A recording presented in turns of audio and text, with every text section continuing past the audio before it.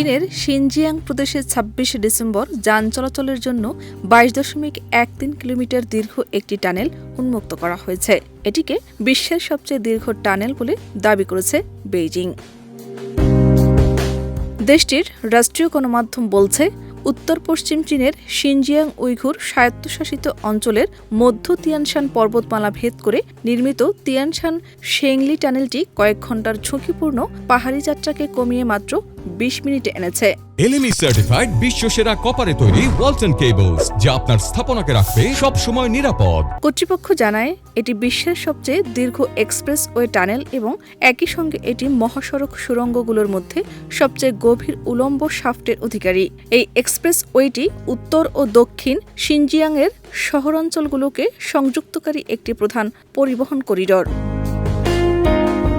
প্রায় ২৫০০ কিলোমিটার দীর্ঘ তিয়ানশান পর্বতমালা শিনজিয়াংয়ের মধ্যভাগ জুড়ে বিস্তৃত, যা উত্তরের সবচেয়ে বড় শহর ও প্রাদেশিক রাজধানী উরুমকিকে দক্ষিণের সবচেয়ে বড় শহর কোরলার সঙ্গে আলাদা করল।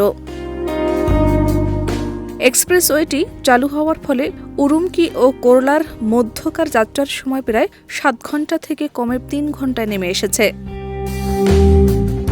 ৫ বছর ধরে নির্মিত এই এক্সপ্রেসওয়ের দৈর্ঘ্য ৩২৪.৭ কিলোমিটার। এটি নির্মাণে খরচ হয়েছে ৪৬.৭ বিলিয়ন ইউয়ান, অর্থাৎ প্রায় ৬.৬৩ বিলিয়ন মার্কিন ডলার। শাহনাজ পারভীন, দেশ রূপান্তর।